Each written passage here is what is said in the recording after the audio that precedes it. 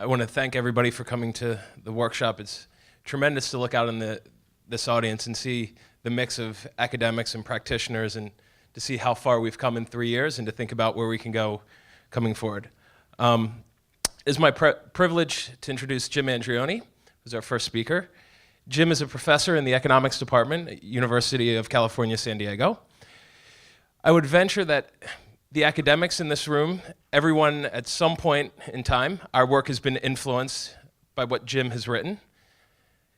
The practitioners in the audience, I think Jim's insights into what are the motives for why people give, understanding what is the role of government grants on crowding in or crowding out individual donations, thinking about how fundraisers respond to the efforts of government, the efforts of others, how they're adjusting to what's going on in the environment around us, has reshaped the way that we think about the sector.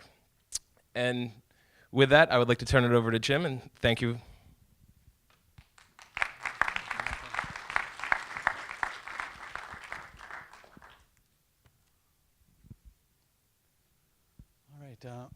Thank you, Michael and John and everybody who is responsible for getting us here. This is a wonderful event. I look forward to it every year.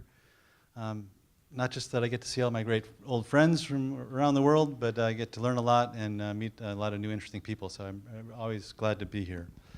So I'm going to talk today about rich people and poor people. And this is the first step in a new sort of avenue that my research is taking, is to try to understand rich people and poor people. There's been lots of social science research lately on the quote rich versus quote poor people. And not a lot of them have actually really studied people who are rich. They make people rich in the lab, for instance, by making them more advantaged than others, or they have special circumstances where they study more wealthy people and less wealthy people, and do like lab experiments, artificial kinds of settings. So we wanted to do an experiment that reached out to people in the natural setting where they didn't know they were being studied. In addition to this study, I'm also beginning some work on the very, very wealthy people. And I'll do a little prelude to that at the end, I hope, if I have time. But the major conclusions that I'm coming to, just to preview the whole research agenda, is that I think that we don't really understand very wealthy people at all. I think there are differences between the giving patterns of wealthy people and not wealthy people. And that we have different kinds of incentives, and the incentives that we have have been set up, for historical reasons, but I think maybe they're not set up well with respect to how we try to solicit money from wealthy people. And it creates strange patterns that could be confusing to scientists who might misinterpret the data. And it also makes the landscape more difficult for the very wealthy people to traverse, because the incentives are so skewed and special. So, and I'll be going to a conference in Washington, D.C. in a month about donor-advised funds, which is a tool that very wealthy people use quite frequently, but I think also have very bad incentives, and that skew the way people give and make it more challenging for practitioners to access the great potential and the great public spiritedness that everybody has. And so what we're going to talk about here is an experiment that I did with Jan Stoop and Nikos Nikiforakis. Jan is from the Netherlands, and Nikos is Greek. But Nikos is at the NYU in Abu Dhabi, of all places. It's a long story, but but he's united with his family, let's put it that way. But they're lovely, lovely gentlemen, and I've enjoyed working with them quite a bit. So the slides today are, the study today is about misdelivered envelopes, is the way we do this. We take an envelope that was intended for somebody else, we slip it in people's mailboxes. This is okay to do in the Netherlands. It would be illegal in the US. So thank goodness for Jan.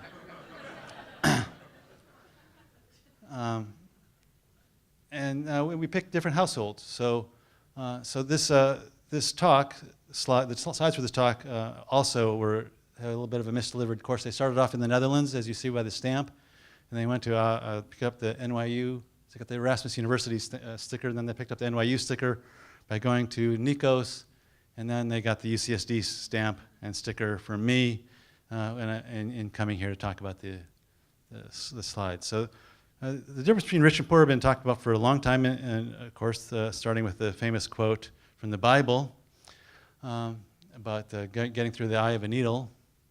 But lately, there's been a lot of talk about wealth differences in America and the increasing disparity between the higher class and the rest of the people. Editorials like this one that say rich people just seem to care less. Articles about the forgotten poor or the more isolated rich class. And we have Bernie Sanders now becoming more popular and raising issues about class differences. Even Donald Trump's getting in on this. Then the complicated matters, you have Paul Krugman saying Donald Trump is right. So it's a whole mishmash of things going on out there. People talking about the behavior of wealthy people in the country. And in addition to that, like I mentioned, there's been lots of academic studies talking about various behaviors of either people that one makes rich, and relatively speaking, in an experiment, behaving more selfishly as they increasingly get more and more wealthy, even though they're randomly assigned to treatments. That's what some of these studies are about. There's an interesting study about somebody watching cars come up to an intersection and making illegal turns and things like that, and the more expensive cars violated the traffic laws more frequently.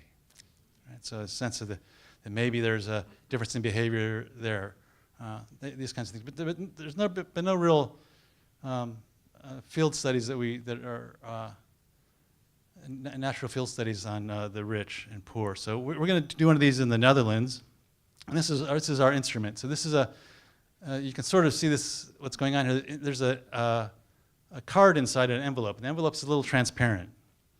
Right? So it's addressed to Joost, and it says a canceled stamp on it. And we slip these into people's mailboxes. But if you turn it over to the other side, it looks like this. And you see there's a €5 note in there. And if you press here, you can read this letter. It says, "Dear Joost, here's $5 for you, signed grandfather." Okay. But since we're economists, though, we have to have different variation in this. So we also have one of these, which is a €20 note in it. Okay. Very same letter from Grandpa.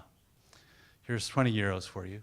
And this is just in your mailbox. And if you need to return it to Joost, the thing you do is you just go out to a city mailbox, you drop it in there, and the post office will take care of delivering it to the right address. But this has value to the people who receive it as well as to the people it was intended to go to. So to control for that, we go down to the bank and get a bunch of these things, which are bank transfer cards. In the US, you call them checks. And we slip one of those in there, and this one, if you can read it, says written out for $5. So it only has value to Joost and no value to the person who received it. And likewise, we have another one for $20, for €20, excuse me. Okay. So the question for us is, if somebody's thinking about, I get one of these in my mailbox, should I return it? There's a costs and benefits here, right? So the question is, which force is stronger, the needy or the greedy force?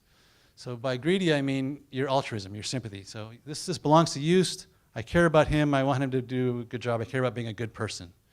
Right? So I get utility from being not greedy. Excuse me, yes, from being not greedy, from having sympathetic attitudes. But on the other hand, I have to endure costs of getting that thing to the mailbox, remembering to do that. Plus, maybe my family could use that money. Right? And I'm going to look at Joost and his needs, compare those to my needs, in evaluating whether it's worth returning this envelope. So this is the kind of discussion a person would be having in their own mind about deciding whether to return this item. So if we look at these two dimensions,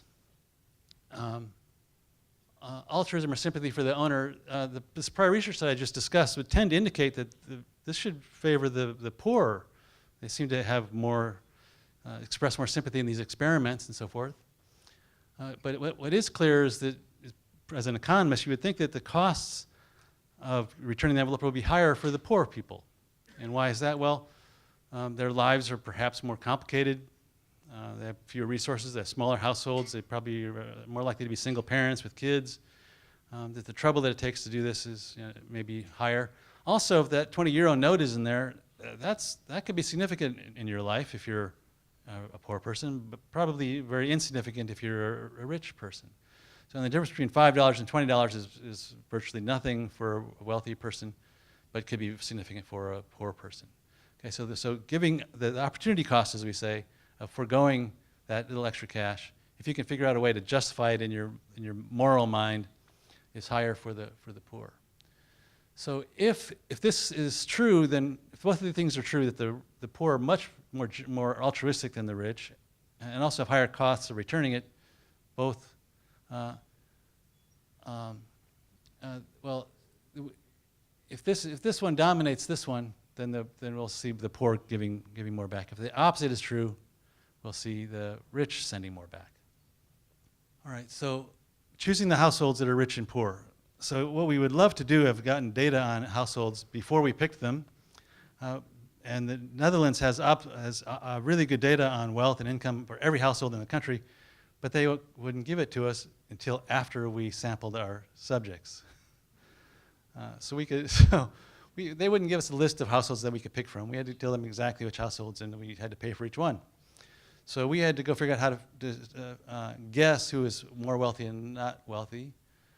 So we're going to do this study in Tilburg, which is a rather small town in the Netherlands. Its income characteristics. But we know that in Tilburg there are housing units like this. This is public housing, subsidized housing by the government. People live in these apartments. So we're going to go there. There's a whole bunch of these things. We'll sample people from these apartments, deliver stuff. There are 6 units, or usually 6 or 7 units per house, per building. Jan looks at the names and tries to avoid the one that he thinks might not be native to the Netherlands. And then the rich houses, they look something like John's house, like this.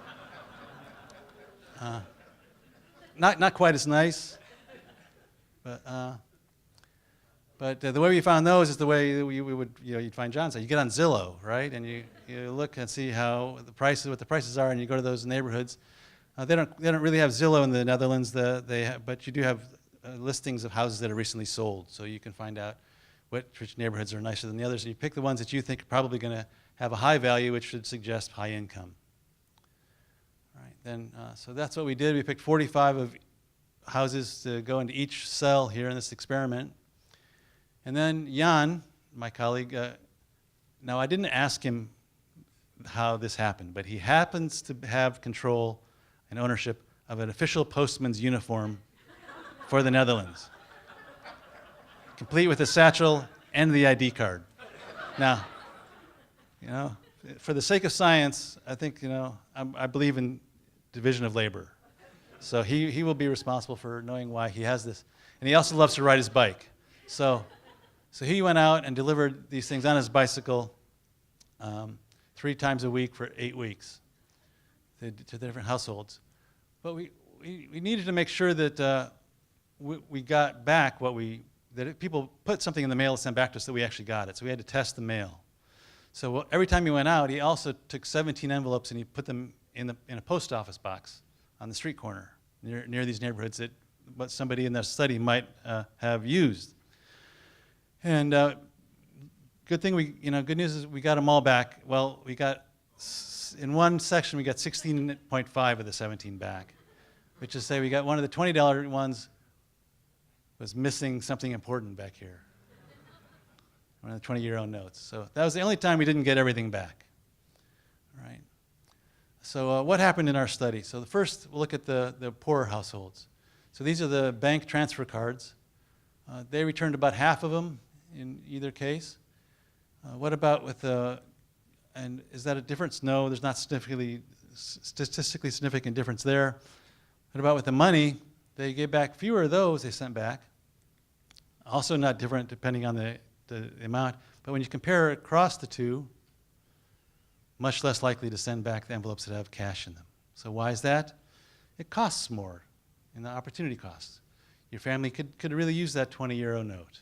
Right? So to send that back is to forgo an opportunity. So one might expect that that's a possibility.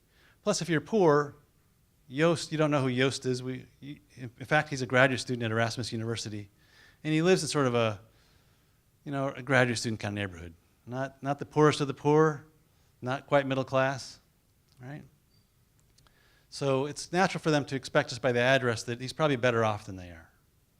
That's all they know. And the rich were likely to be able to tell that Joost is probably worse off than they are. But other than that, they don't really know much about him. Okay, so people are less inclined to help people who are worse off or who are better off than they are, and they're more inclined to help people who are worse off. So that could be another part of it. Now, what about the rich? Our hypothesis, based on the reading of the social science the research lately, was that these blue lines should be below those red lines. In fact, they're way above. And on the money part, maybe that's not surprising because there's a higher cost for the poor, than the rich in that opportunity cost. Another $20 or 20 euros in the pocket of somebody who's rich doesn't really mean much of anything. They won't really miss it. A poor person might miss that. Right? So they could easily be more tempted by that, and that's a sign of being needy, not necessarily greedy. They could be just as altruistic as a poor or a rich person, but have stronger needs. Okay, if you look at the differences here, none of these across these are different. Not even between the cash and the banknotes are different for the rich. Okay, so that's more of for the rich, seems to be more of a question of what's morally the right thing to do, and that dictates them. And the costs, benefits don't play that big of a role in affecting their allocations. Okay, so you might ask a bunch of questions about why our results are different than what the recent literature might have suggested. So we see just using our data from the experiment, we get a significant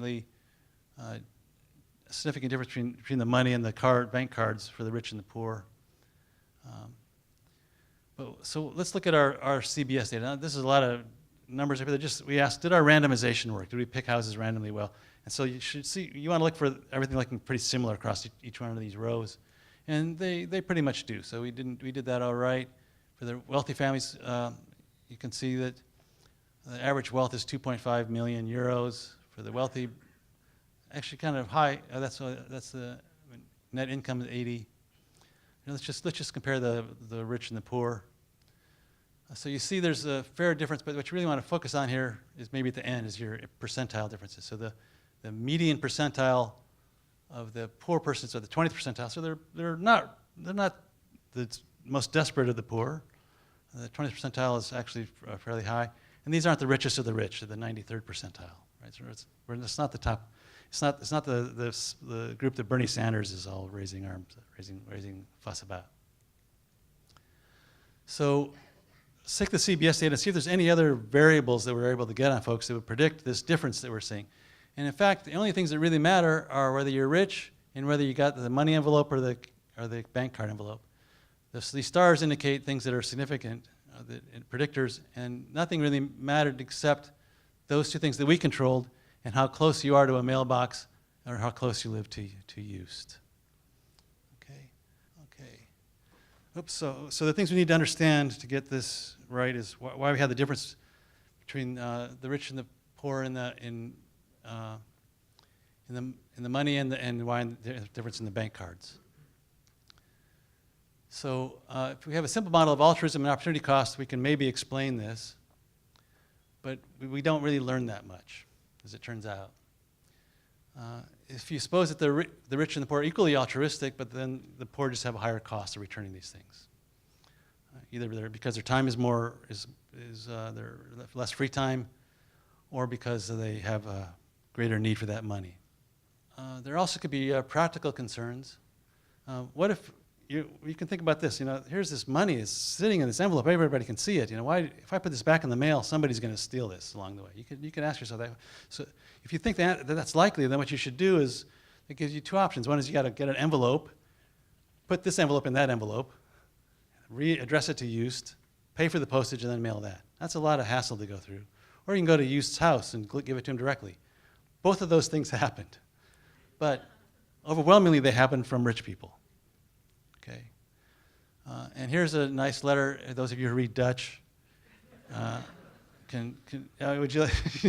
Right? It says, you know, your grandpa's a really sweet man, but tell him don't mail money in transparent envelopes.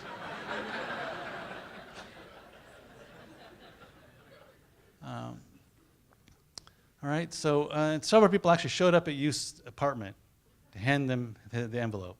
Okay. Went to that much trouble, but they were almost all the rich who did that. Okay. Which tells you something about the rich and the poor. The poor have a higher cost of doing this, likely, because they have less free time, perhaps, and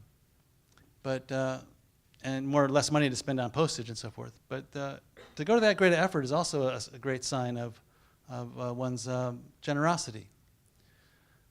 Okay. So why the difference so understanding this part of it isn't so hard. Understanding this part is a little more difficult because now there's no direct benefit for me to keep this.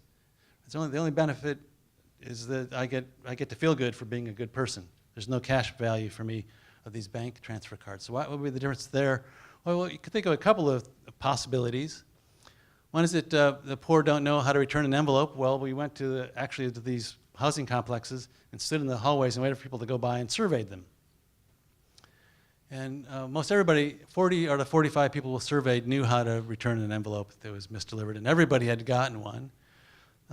Maybe they don't check their mail very frequently. They check it every day, just like everybody else. Poor don't know where their mailbox is. They knew where their mailbox was, and they said it was about a 3-minute walk. And that was very accurate. Okay, so they know how to take care of business here. The poor have less sympathy for Used. Okay, I'm poor, doggone it. Used is a middle-class graduate student who's going to become a very wealthy, well-off professor soon. So we have no sympathy for him. So we introduced what we call the poor Used treatment. So we did this. We sent out another bank card from Grandpa, but Grandpa says, I know you're waiting for social housing apartment and that you still have problems paying your bills. Here's 20 euros for you. I know it's not much, but it's all I can afford. So Grandpa and Used are both in hard times. And Used is, in fact, just like you because he's waiting for your apartment. As soon as you move out, he's going to move in. What happens with the poor Used treatment? Well, they're more generous there, but you compare that to this over here, they're exactly the same. Okay?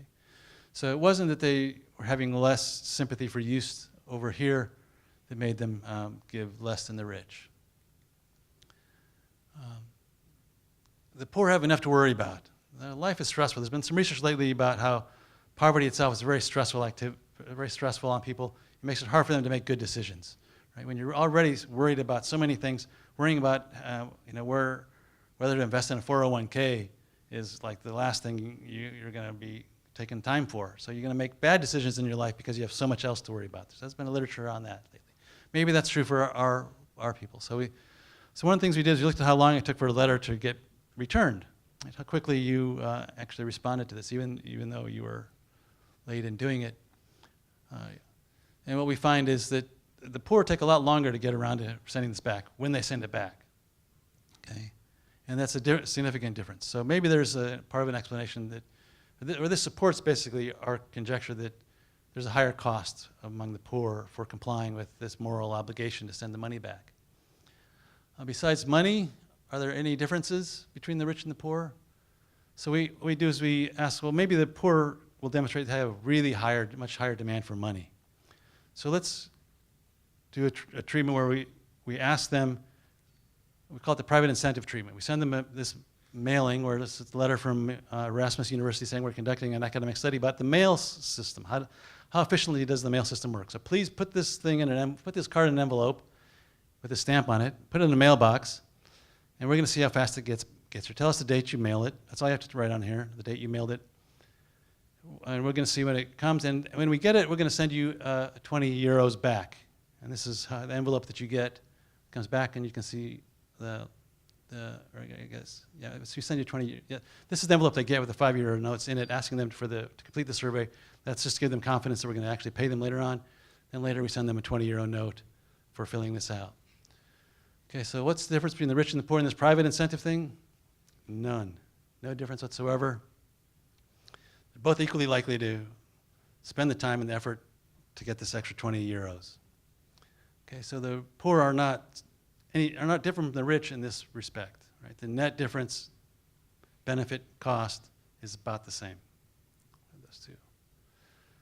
All right, but this is much higher than here the €20 condition altogether. So the temptation of having that $20, so is very real for these people. Okay. So this is not consistent with the higher love of money for the poor. But interestingly, if we go back, look at here, on all the red lines, red bars, this one is the highest. While the blue bars, this one's the lowest. Right?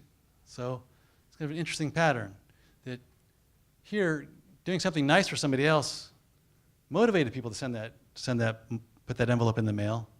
Here, doing nice things for somebody else was not motivating as much. Right? So it's a very interesting contrast.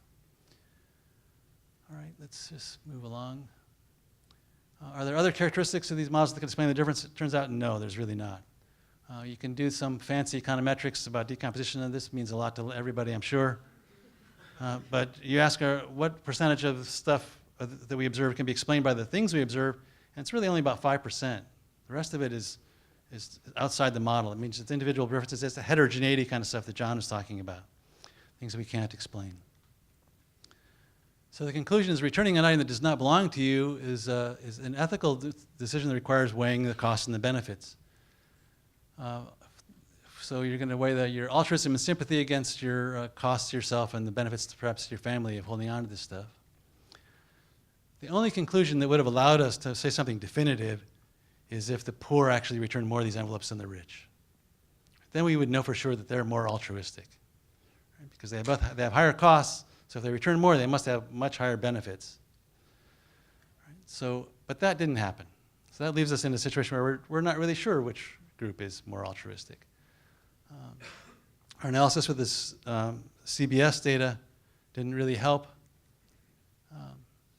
So it leaves us with this sense that it could go, it still could go either way. And we need to do more studies on the wealthy. So I have a little afterword about what I've been learning about the very wealthy. Because now in the Netherlands, these wealthy people, these wealthy people we studied in the Netherlands, if they're in the US, they'd be middle class. Right? So maybe they're not as rich as the rich people that other people have studied. So what do we know about the really wealthy people? So not much, hardly anything. They don't like to be studied. They don't volunteer much for surveys, and I don't blame them. So it's really hard to know stuff about them. But just as we do know a little bit. But here's what we know about everybody else. They give about 2% of wealth. Okay, John presented some wealth data about the Standard & Poor's index going up, and that giving tracks that. But he said that it's flat at income. But income and wealth are very highly correlated for people. So they give about, on average, the median household gives about 2% out of wealth every year, if you measure it that way. So Forbes magazine very cooperatively every year produces the list of the 400 richest people in America. Now, many years ago, Ted Turner came out and he said, that list is ruining this country. I think he used those terms, in fact, because people are hoarding their cash to get on that list. So we need to have a list of the biggest givers so that they have a reason to not worry about the biggest wealth list so much. So Slate magazine did that for a while, but now they've abandoned this. But for 2 years, Forbes magazine itself gave this information out on the 50 largest donors. So we can look at the people on the 400 richest Americans who are also on the 50 largest donors list and look at their giving. So here's number one, the number one biggest donor. I won't tell you his name, but his initials are Bill Gates. And he's on the top of both lists. He's a very generous man. He's given away about a quarter of his wealth so far in his life. And he gave 1.9 billion and 2.65 billion there. If you're on the 50th on the list, you're still giving away about $25 million. And you know, that's at least double John's salary. I'm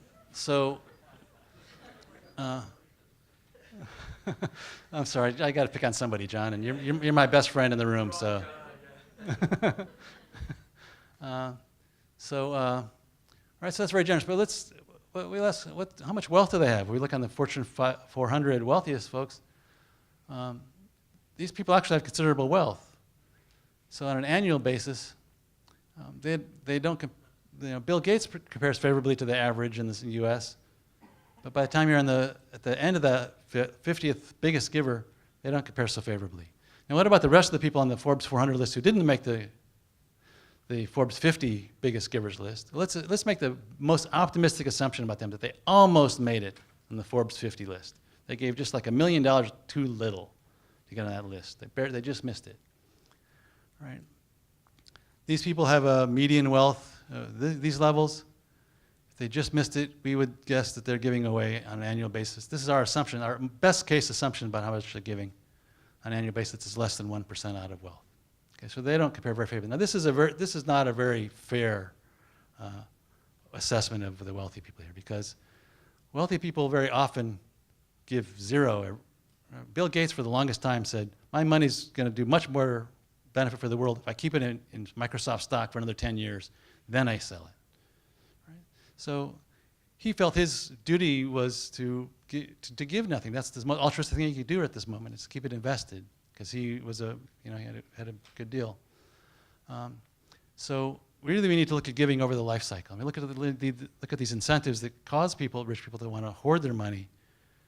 Maybe that's not the right word to use, but save up for major donations at some point in their lives.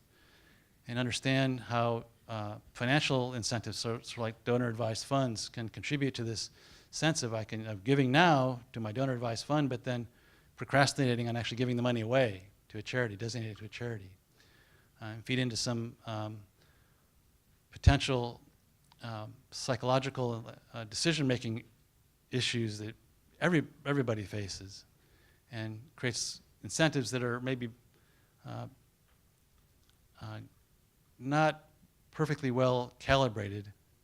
Just like John's example of the person who wasn't getting treated by the treatment, it would be affected by it. We're not designing the incentives that work for everybody. And I think for getting gifts out of people, the wealthy people are going to give a lot of money over their lifetimes. It's just when and how. And they don't give a lot on an annual basis. But over their lifetimes, they probably give a lot. And we need to think more carefully and try to learn more about them to get, as John says, get the apple under the basket under the apple tree in the right spots, and know how to shake the tree and when, to get the best for society out of people who are obviously poised to do a great deal of good. So, my comments?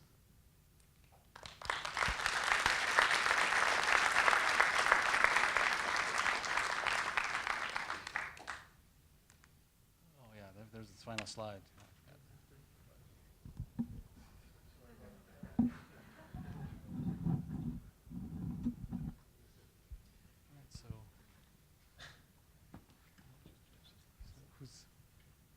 Do you have questions?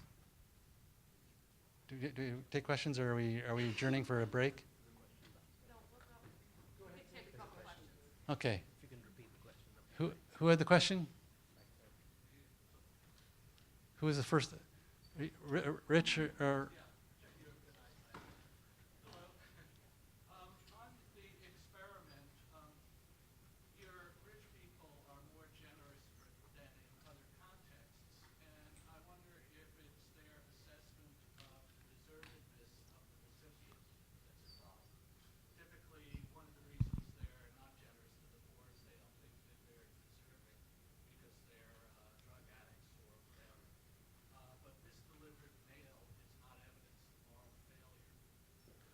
That's an excellent point.